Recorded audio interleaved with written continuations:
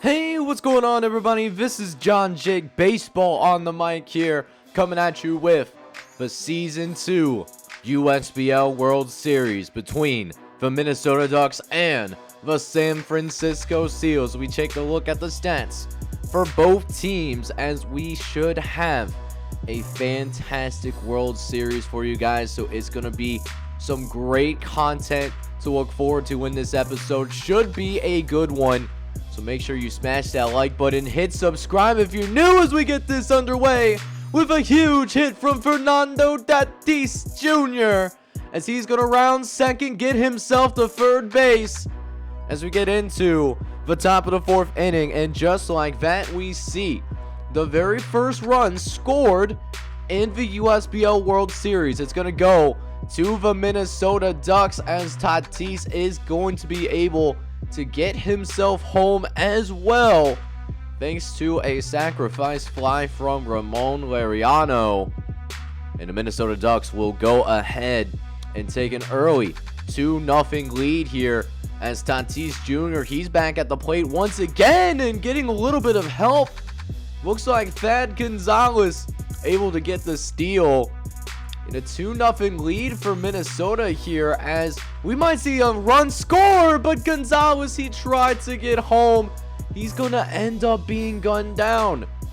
Wow, so that ends up being the second out of the inning. We'll see if that bites them in the rear end here. Although a nice hit down the line might end up getting that run back anyways. It does.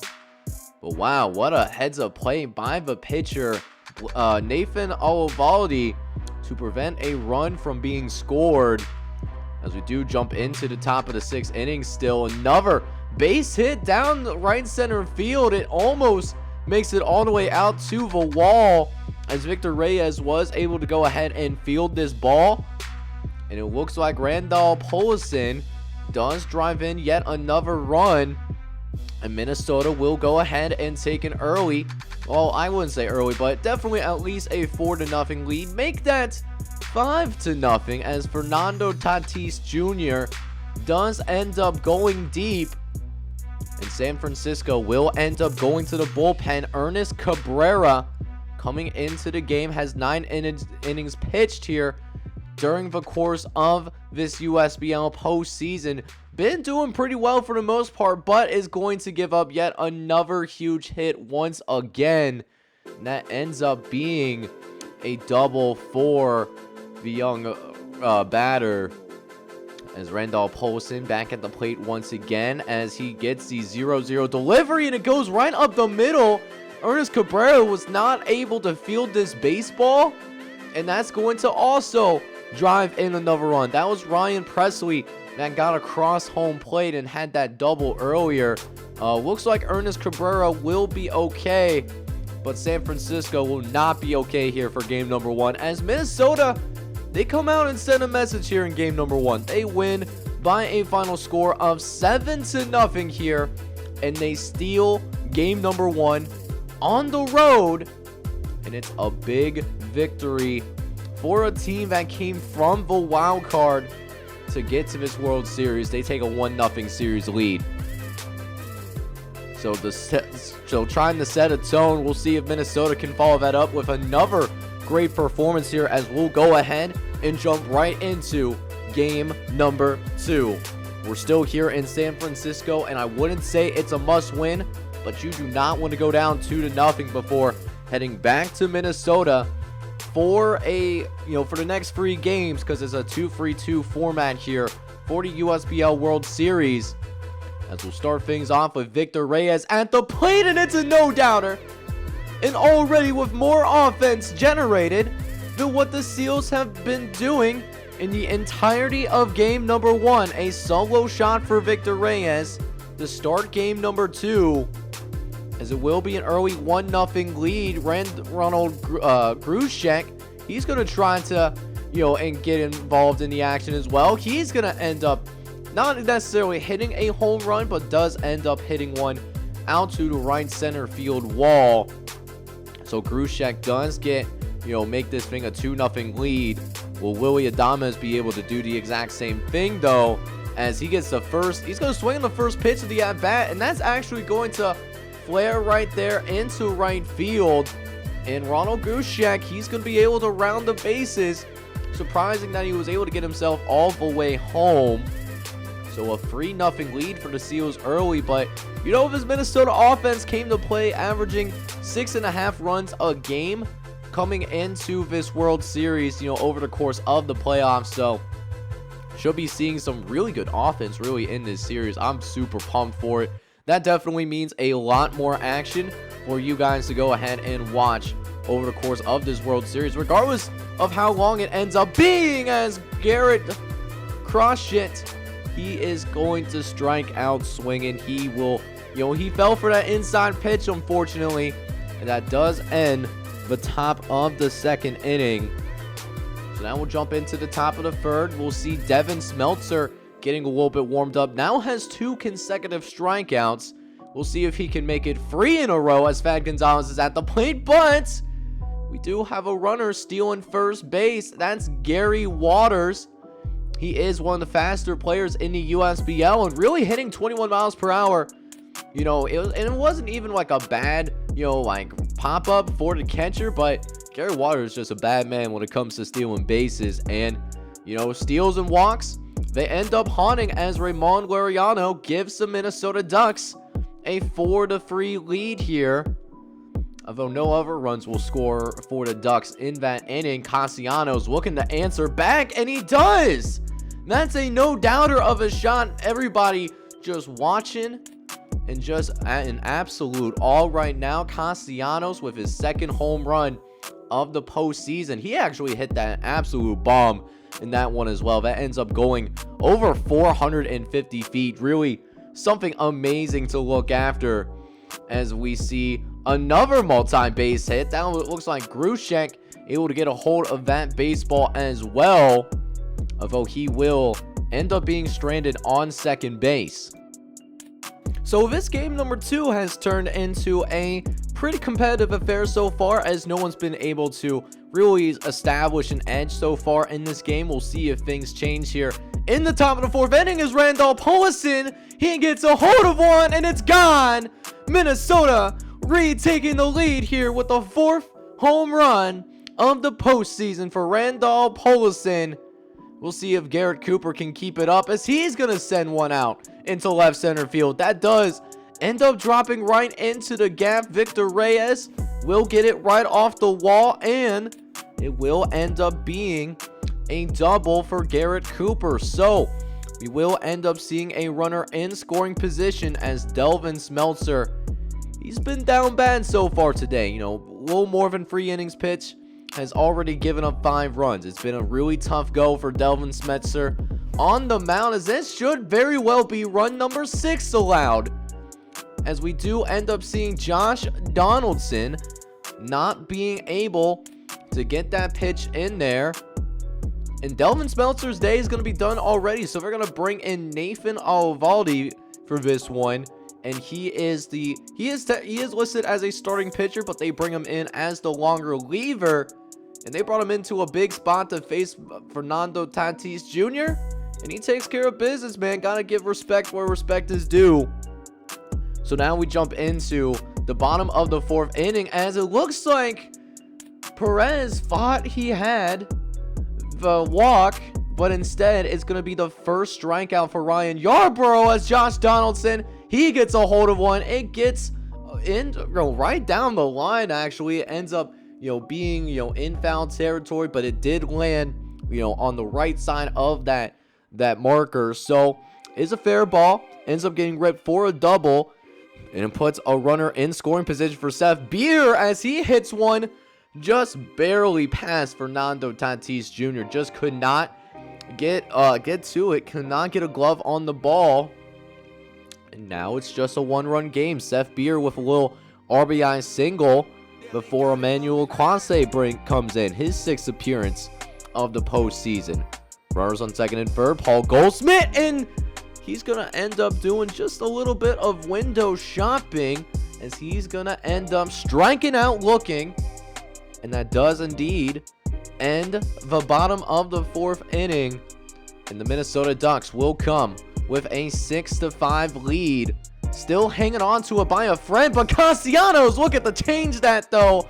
Massive moonshot out into the left field, and that will end up dropping in the stands. Another home run for Nick Castellanos, and now we do have ourselves a tie ball game, all knotted up at 6 apiece. As we see, look at that right there, man. How about that? Grushek getting gunned down as well. So still a tie ball game here as we go ahead and jump into the top of the 7th inning. You know, getting into that final stretch, we'll see who's got it in them. Can Minnesota take a 2-0 lead? Cabrera with the first pitch of the inning to Fan Gonzalez, and he's going to get it over the head. And look at this, Seth Beer having to give chase. He gets it out to the midfield, and it will be a double for a leadoff for Fan Gonzalez. So, runner in scoring position for Ramon Laureano. Tatis cannot bring him home, but Laureano, he can though, and that's going to be an RBI single. Watch out, Minnesota. They got the lead again. They're looking for that 2-0 lead. The Seals cannot afford to drop this game right now, as Ryan Presley, he's going to end up getting rung up without taking his shoulder off the bat. But we will end up seeing Craig Kimbrel come in, as he's been having a great postseason. 9 innings pitched and only has allowed 1 run the entire postseason. Big spot here for him. And starting off strong, getting Ozzie Albies to strike out. Can he finish the inning? No! Oh no, it's a 2-run home run. So San Francisco is going to get themselves the lead once again. The 4th home run for Randall Grushek. And now the San Francisco Seals will take the lead. And they have a quick trigger on for the bullpen. So now, Tyler Thornburg looking to clean up this inning, taking on Willy Adames. This hit out into left field. It's a strong hit, and it can't be corralled. So we will see another runner in scoring position for the San Francisco Seals. But we will end up seeing this man getting stranded. But that run does not make a difference though, as the San Francisco Seals will end up coming back and winning game number 2. A much more competitive game this time around, and a good victory for San Francisco. But now they got to go back to Minnesota and win at least 1 game in order to remain alive in the World Series. We'll see if they can set a tone here as we go into game number 3. The first game of 3 that is going to be hosted by the Minnesota Ducks. Whoever wins this game will take a 2-1 series lead. But needless to say, you know, these World Series games, they're all, you know, with massive stakes. But, you know, Minnesota, they have a golden opportunity. They stole a game on the road. If they can hold serve here and win all of their games at home, they're going to be USBL champions here in season number 2. But right now, not a very good start whatsoever. Shed Long Jr., that should have ended the top of the 2nd inning, but he couldn't get a hold of the baseball. And this one thing about the Seals, man, if you make a mistake out in the field or with your pitches, they are going to take advantage of those. I mean, this is a team that did end up winning 100+ games. They had the best record in the regular season coming into, you know, this postseason action. So, I mean, they're showing that for a reason, you know, being able to take advantage of those mistakes. But you already know, Minnesota, they came from the hardest division in all of baseball. I mean, this is the same team that had to overcome, you know, the Pittsburgh Force and the Chicago Freeze, you know, 2 teams from the AL Central, one of which, the latter, was a defending World Series champion, beat this same San Francisco squad. So you already know that they, you know, are not afraid of the moment, as it's all knotted up at 1. We got a double steal, and it's gonna be in time. So runners at 2nd and 3rd base, nobody out still, as that is a massive wild pitch from Framber Valdez. And also facing a full count as well, as now Mitch Heininger, he's going to get a hold of one, just a little grounder out to the shortstop. And while he cannot beat out the throw, The action was forced at first base, and that is how Minnesota takes the lead. They're up 2-1 right now. And we'll see if Garrett Cooper can add on to this lead right now. Having a great postseason so far. 360 batting average coming into this one, and he might be adding on to it a little bit now. Look at this. And it actually ends up being caught, as we do end up seeing. Oh, hang on. He's trying to double steal. He hit the throw in time, though. Oh, my goodness. That is a little bit of a head scratcher, though. You didn't even need to do that, my guy. But it does end the bottom of the second inning anyways. As right in the top of the third inning, Paul Goldschmidt, he gets a hold of one. He has really struggled in this postseason, but that's, coming through in the big moments, man. First home run in the postseason.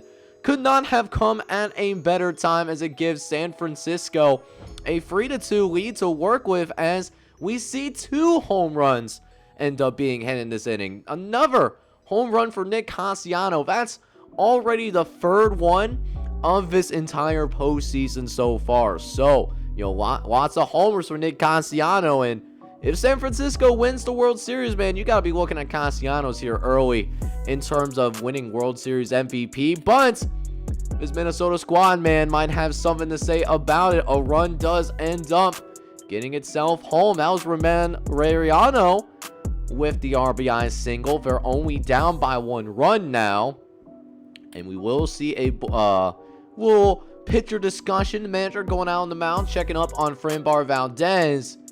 And whatever that manager said, it actually ended up working, as Valdez was able to focus up, able to strike out Ryan Presley, as that will end up wrapping up the bottom of the 3rd inning. He's definitely excited about all of this, but a 1-run game here. Another competitive matchup between these 2 squads right now. As now, top of the 4th, Seth Beer, he gets a hold of one as well.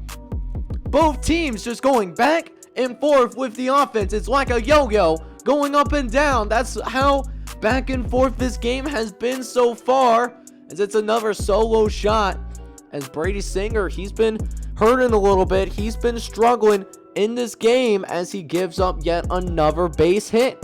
More than a base hit. Make that a 2-bagger. Could be a 3-bagger depending on the throw. Tatis with the throw, not in time, so it ends up being a triple. And another runner within 90 feet of home plate. Can Ozzie Albies can he be able to bring him home? The pitch, Albies will grounder to Tatis Jr., able to throw out the hustling Ozzie Albies.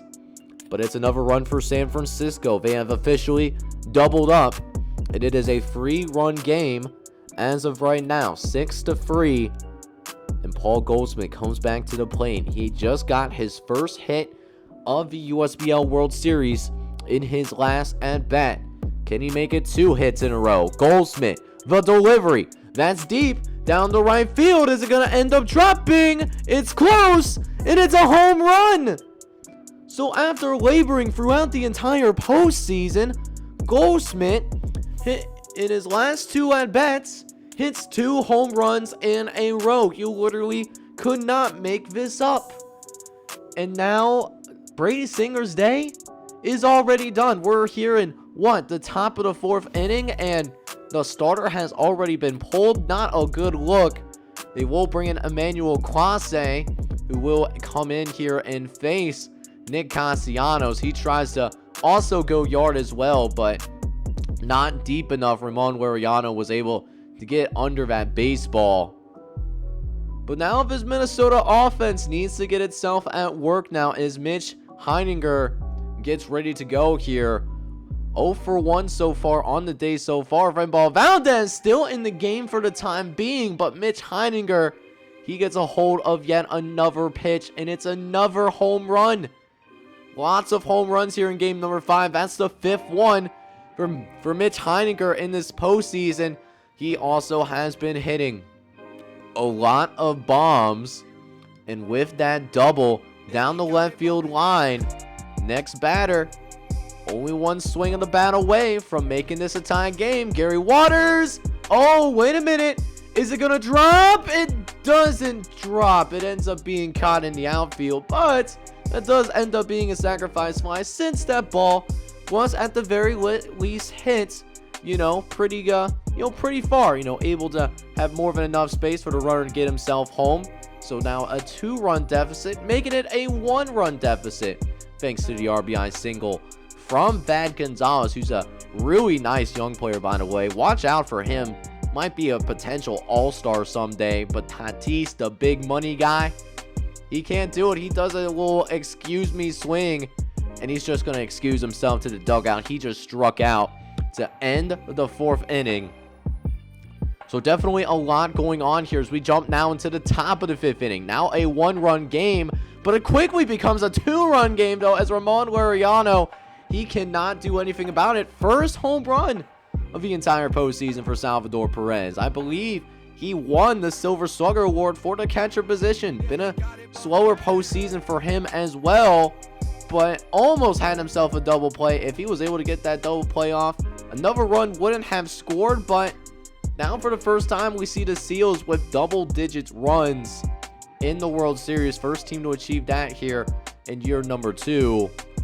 As it will force the Ducks to bring out another reliever. This is James Pesos, who's been pretty solid as of late. 9 innings pitched, 4 runs allowed. Pretty okay for a USBL reliever, knowing that this is definitely an offensive happy league. And, he's able to even get himself out of the inning as well. So a 4-run deficit. They had to chip down the 1 before the Seals end up responding with another, blasting of runs themselves. So we'll see if this Minnesota squad can respond, as Ramon Laureano, he's going to hit himself a ground rule double. Now another runner in scoring position, Randall Polison, who just hits it to the ground ball. I believe that was Paul Goldschmidt that was able to go ahead and fielded that. So 3-run game so far, and Framber Valdez's day is going to be finished. He does not reach the 5 innings required to go ahead and, be qualified for the victory. So now it is up in the hands of the bullpen now, and this is Nathan Olivaldi going in for his 2nd consecutive appearance. And he's been giving up a lot of runs, man. ERA up near 9. Not what you want to see, but he's able to get out of that inning at the very least. So the Ducks only able to get themselves just the 1 run. And it's a 3-run deficit once again. But we'll see if Trevor Rosenthal can do something here, to keep it just a 3-run game. Or will Salvador Perez might get himself some insurance. Did he look at Allstate? Because I think the Seals are in really good hands now. A 5-run lead that they will utilize in order to win game number 3 of the USBL World Series. And that is going to wrap things up. The San Francisco Seals, they also managed to steal a game on the road. And now the advantage is back in the hands of the Seals, knowing that they will at least have 1 more home game, and they do also have a 2-1 series lead here in the USBL World Series. So with that being said, this has certainly been some really exciting USBL to, get things going here. We are in maybe for another classic, as remember last year for year number 1, ended up going to 7 games, and we might be going in that same direction. So with that being said, guys, I hope you enjoyed the USBL content for today. Next episode, we will at least play games 4 and 5, and maybe a game number 6 if we do reach a game number 6 and it ultimately becomes necessary. But with that, I hope you enjoyed today's content. If you did, smash that like button and hit subscribe as well if you do happen to be brand new to the channel and like what you see as well. This is JohnJake Baseball on the mic signing off. I'm hoping you're all out there having a good one. Take care, everybody.